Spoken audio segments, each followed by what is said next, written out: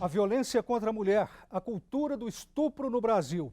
Este é o tema do Via Justiça de hoje. Nossas convidadas, a juíza Maria Luísa Santana Assunção, da 16ª Vara Criminal de Belo Horizonte, especializada em Lei Maria da Penha, e a psiquiatra Gislene Valadares, presidente da Associação Brasileira de Prevenção e Tratamento de Ofensas Sexuais.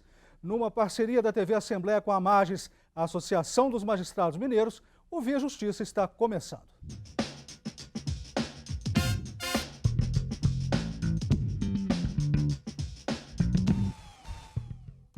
Primeira pergunta para as senhoras: qual é a realidade brasileira em relação a estupros? Quais são as estatísticas no Brasil e em Minas Gerais? Doutora Gislene. Infelizmente, nós temos um quadro que, como eu sou da área da saúde, é considerado um quadro muito grave na saúde pública. Nós temos em torno de 11 mulheres que são estupradas no Brasil por dia. Apenas 10 a 35%, dependendo dos locais onde as mulheres estão, da facilidade, é que chegam a ser notificados. Então, é um quadro muito grave. No ano passado, nós tivemos 50 mil mulheres que denunciaram através do Disque 180, que é da Secretaria, né, de Políticas para Mulheres. E se a gente pensar que isso equivale a 10% das mulheres que são no dia a dia estupradas, é um quadro muito grave. Em especial quando se pensa que em torno de 70% delas são estupradas por pessoas conhecidas e também por pais, padrastos, tios, irmãos. Então é uma situação muito grave, existe realmente uma cultura do estupro que precisa ser revista. Doutora Maria Luísa, e qual que é a realidade que a senhora vê no dia a dia da sua profissão em relação a estupros? Nós, as varas especializadas na Lei Maria da Penha, nós ficamos com a vítima, mulher, porque lá a gente atende as questões de gênero. E é assustador, principalmente a audiência desgastante, muito triste essa realidade que a professora, a doutora, está nos colocando. É constrangedor, nós temos que realmente refletir, repensar, porque nas várias violências domésticas, nós aqui em Belo Horizonte somos 4, eu sou até a titulada caçulinha, mas infelizmente nós temos muito, lá está com a gente o estupro do vulnerável. Então aquelas menores que são estupradas no âmbito doméstico, os processos correm nessas varas. E realmente eu tenho uma preocupação muito grande de não ter a revitimização, porque a vítima já sofreu agressão, a vítima sofre psicologicamente, que isso é um peso enorme, a doutora está aqui para nos ajudar tecnicamente aí, mas nós do direito temos que aplicar a lei. Tem legislação.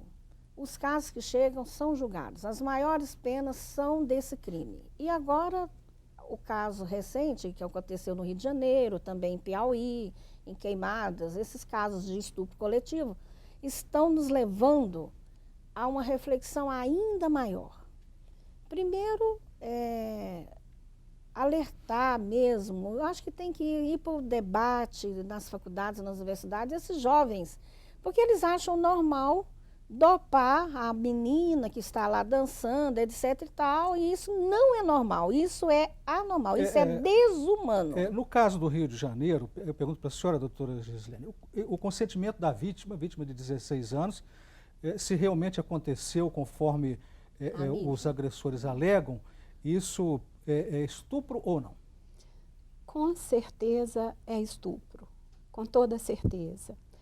Não só pela idade dela, é uma menina que provavelmente já foi vítima de alguma violência sexual ou mesmo de alguma estrutura de abandono, tanto por parte do Estado quanto da família, porque já houve oportunidade dela ser acolhida, pois ela engravidou, ela tem um filho de 3 anos, o que significa que ela engravidou aos 13, e ela passou pelo sistema de saúde, não pelo sistema judicial, mas ela já passou pela saúde e não foi acolhida devidamente, né? Mas também pelo fato dela ter sido drogada ou alcoolizada, ela relata que ela usou drogas, né? onde ela não tem a capacidade para dizer sim ou dizer não. O caso dela é um entre milhares. Nós atendemos com muita frequência mulheres que foram alcoolizadas e que foram dopadas com o Boa Noite Cinderela e com outras drogas que são específicas para estupro, que infelizmente isso já está sendo comercializado, inclusive na internet, e que não tem a capacidade ou a condição de escolher, de dizer sim ou não para uma relação sexual, né? E, inclusive, quando isso se dá de maneira repetitiva, nós acabamos atendendo lá no Hospital das Clínicas, né, da UFMG, mulheres em situação muito grave, tanto física quanto emocionalmente, com repercussões muito graves. É uma violência contra o corpo da pessoa que se transforma em violência da identidade. É uma violência do eu. Né? Só mais informações para você, telespectadora. A doutora Gislene também é integrante e fundadora da Seção de Saúde Mental da Mulher da Associação Mundial de Psiquiatria. Pergunta agora para a senhora. Os estupros no Brasil decorrem de problemas de segurança pública ou de uma cultura machista, doutora Maria Luísa? Eu acho, sem dúvida, que é a cultura machista. Sim. O homem quer dominar, não sei, num século novo desse, século XXI, ainda com essa cabeça de século XVIII. Isso aí, a gente fica vendo aí essas novelas de época e, de repente, surpreende no dia a dia com condutas até mais desumanas, mais machistas do que lá relatadas. É um absurdo, é um absurdo. O homem, a mulher, é como a professora bem está falando aqui, tem que estar construindo a sua identidade, o seu eu, no respeito, na igualdade, e não nessa questão de submissão. Se não consegue a submissão social, porque a mulher hoje está nos concursos, a mulher hoje é delegada, a mulher é juíza, é desembargadora, é ministra, né? Estamos agora, até quarta-feira foi a eleição da ministra Laurita Vaz, nós vamos ter uma mulher presidindo o nosso Superior Tribunal de Justiça. Então, as mulheres estão realmente ocupando os espaços que, aliás, lhes são muito lícitos e galgando. Mas o emocional, a relação homem-mulher, infelizmente, eles acham que tem que ter submissão. O machismo é uma chaga, é um vício, é um defeito que nós temos que estar falando, porque às vezes ele é até velado. O menino, e eu fico preocupada com nós mães, eu sou mãe. Sim. E nós, sem querer, eu fico assim, vigília mesmo, é orar e vigiar mesmo. Porque, de repente, a gente repete essa cultura para os filhos. Maria Luísa, sabe que o meu filho é muito boa cabeça, muito melhor do que eu, né? Eu melhorada, amém, amém. Mas, mesmo assim, eu fico preocupada, porque a gente acha que a moça quis, a moça foi para a balada, isso, aquilo. Mas ela tem direito à diversão, como o rapaz também tem. Tem que trabalhar o respeito. Como desconstruir essa cultura machista? Isso que eu queria comentar, né, a partir da fala da doutora Maria Luísa, como é importante que essas questões elas comecem a ser discutidas, não só dentro das famílias, mas nas escolas, desde que a criança está pequena, que nos planos, né, de educação nacionais, estaduais e municipais, que essa questão da cultura da relação de gênero, que ela possa ser refeita de maneira que a relação do homem, do menino com a menina, do adolescente com a adolescente, não seja baseado na violência do homem poder se sentir másculo somente através da violência, né? Mas de reconstruir valores. Infelizmente, a gente acaba vendo um paralelo disso, né, com a falta de ética nas relações de gênero, também nas relações até mesmo na política e de Estado. Então, muitas vezes as pessoas ficam se interrogando, eu posso fazer tudo o que eu quiser? Vamos fazer agora um rápido intervalo e o Via Justiça volta em seguida.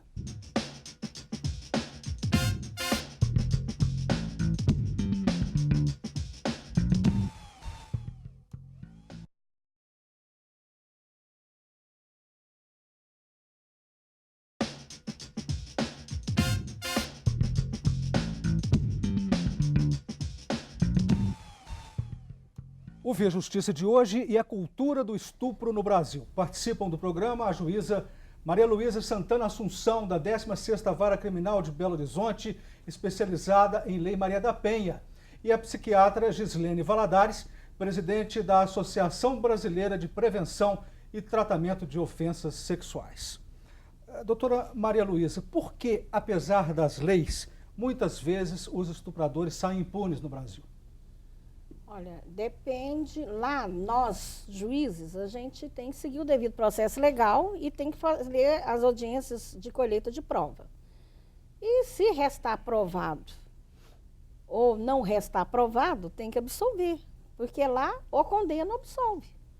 Não tem, assim, um meio termo.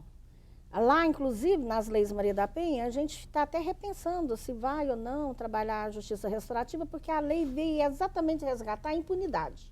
Esse negócio de bater em mulher e sair com cesta básica, não pode ter, ali é totalmente, é lei penal aplicada. Então, se não restou provado, vai ser absolvido, que é o caso até do consentimento. Se houve consentimento, aí absolve. Agora, se não houve, se está o tipo penal lá, com todas as suas características, provado, tem que condenar. E a pena é grande. E está só se agravando. Já passou lá no Congresso a questão na Câmara de Deputados, já passou, já foi aprovado para aumentar mais, exacerbar mais a pena quando se trata do estupro coletivo. Pois é, mas quais são as penas hoje? A senhora acha que o caminho é aumentar mesmo as penas para a solução do problema? Olha, todas as vezes que vem à mídia um caso assim, que assusta, a tendência dos nossos legisladores é o caminho mais rápido, que é aumentar as penas. Sendo que a causa está muito além. Eu concordo plenamente com a doutora, com a professora, nós temos, tudo passa pela educação. Nós temos que começar, e não é da agora, não é agora só no universitário, não. Nós temos que começar lá no ensino fundamental, no ensino médio, ir para a mídia educacional, ir para as faculdades, abrir para o debate mesmo, repensar os valores. Na internet. Claro, internet agora, né? Internet Então, está realmente questionando, isso é certo? Isso é válido? É isso que eu quero? Se fosse na minha família, eu queria um caso desse, se fosse minha filha, se fosse filha, fosse uma sobrinha, se fosse uma aluna, uma estagiária. Porque quando está longe da gente, ali não tem jeito de ficar longe, que nós temos que ter a distância judicial para ter imparcialidade, mas ali questões humanas muito degradantes. Sim. Então, é claro que a gente tem uma postura de realmente não deixar sair impune. Mas o devido processo legal vai correr.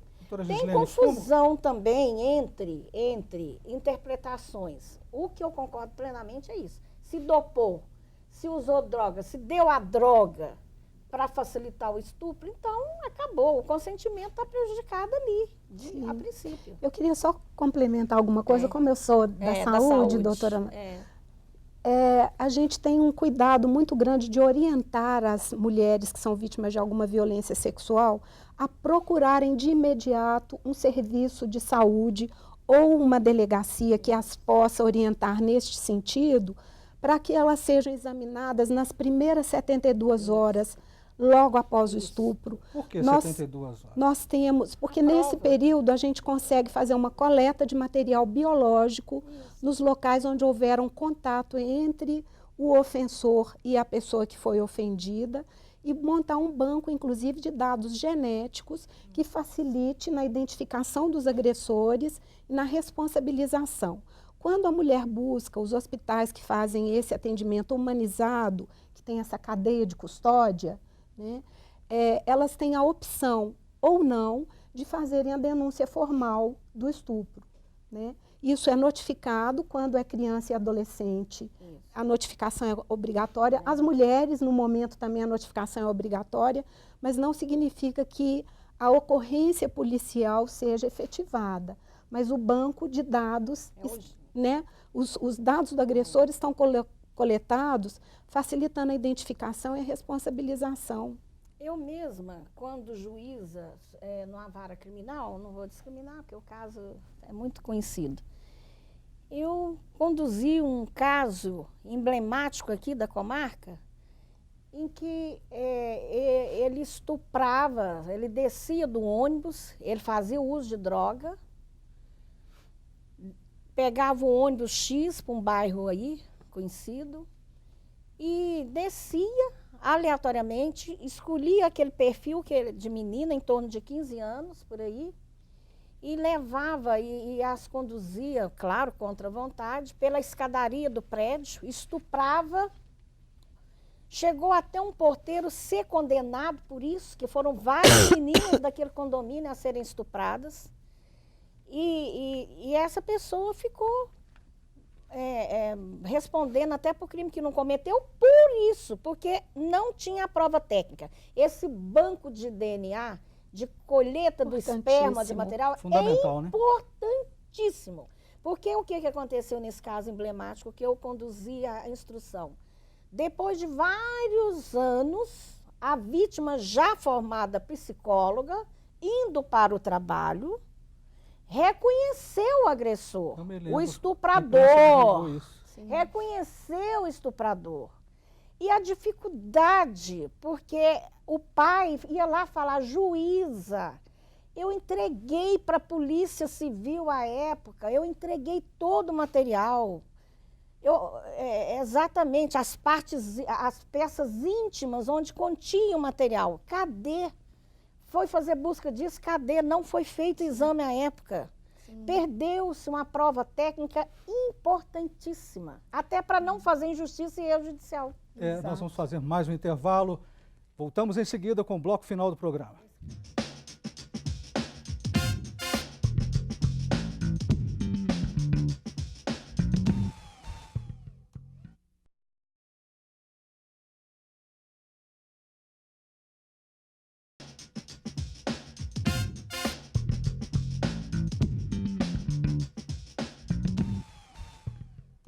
O Via Justiça e o combate à cultura do estupro no Brasil. Participando do programa, a juíza Maria Luísa Santana Assunção, da 16ª Vara Criminal de Belo Horizonte, especializada em Lei Maria da Penha, e a psiquiatra Gislene Valadares, presidente da Associação Brasileira de Prevenção e Tratamento de Ofensas Sexuais. Doutora Gislene, a cultura do estupro no Brasil está sendo combatida de maneira correta? Infelizmente, não. Nós temos um grande caminho ainda a percorrer.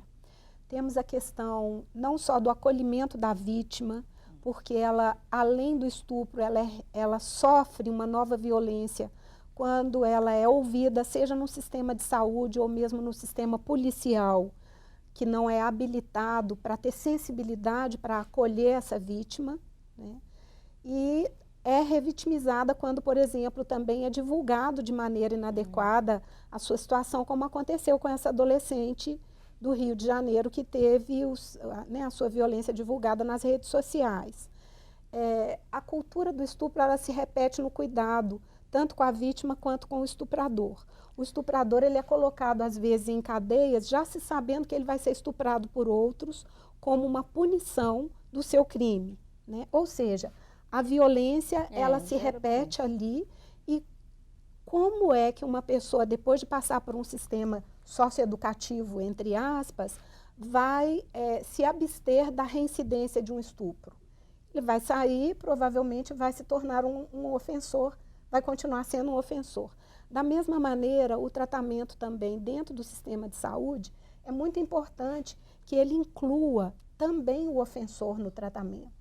Nós temos um ambulatório de famílias incestuosas, onde os ofensores que não estão em privação de liberdade, eles também frequentam o tratamento, porque existe uma dinâmica dentro da família, uma relação de poder dentro da família, que necessita de ser reestruturada para que essa família volte a funcionar. O pai como pai e não como amante da filha, a filha como filha e não como amante do pai, a mãe não como quem está se omitindo da ofensa que ela percebe, mas às vezes não enxerga, né? Então, nós temos um longo caminho ainda a ser percorrido. Aqui na Assembleia Legislativa de Minas Gerais, o presidente da Comissão de Direitos Humanos apresentou um projeto de lei que cria a política de atendimento à mulher vítima de violência no Estado. Vamos ouvi-lo. Esse projeto ele trata da violência nos seus mais variados aspectos. Dessa forma também inclui a violência e abuso sexual contra as mulheres, né? O momento que nós estamos vivendo reacende essa discussão dos estupros coletivos que as mulheres vêm sofrendo. O projeto nosso ele trata do atendimento porque ele não pode tratar, por exemplo, das penalidades. O que a gente precisa discutir também é o seguinte, que a origem, a formação do indivíduo, do sujeito que está propenso a cometer esse tipo de violência. A gente precisa também atuar nessas causas geradoras do perfil desse tipo de criminoso para que a gente não tenha somente legislação e ações para remediar as consequências do feito e, acima de tudo, que a gente possa ter política de prevenção. Sobre a política de prevenção, doutora Maria Luísa, o que a senhora tem a dizer? Nossa, essa palavra me atrai, onde eu vejo prevenção, porque tanto na questão judicial, como da saúde pública, quanto da educação, é tudo. Prevenção é o melhor caminho, investir. Quanto que o Estado gasta, olha só, na questão de acolher, de acolher nem falo, que está precisando melhorar muito ainda. Mas as consequências, no tratamento mesmo ambulatorial e médico e de remédio, etc., com as vítimas de estupro. Então, tem que realmente tratar preventivamente, nós temos que estar reunindo mesmo em rede, em parcerias, porque o judiciário sozinho não dá conta disso, a saúde sozinha também não. E aí a gente tem que unir forças e montar projetos preventivos. Dentre os projetos preventivos são essas campanhas esclarecedoras. Isso é muito interessante. Trabalhar muito isso no debate na mídia, principalmente internet, que agora está, né? Mas tem gente defendendo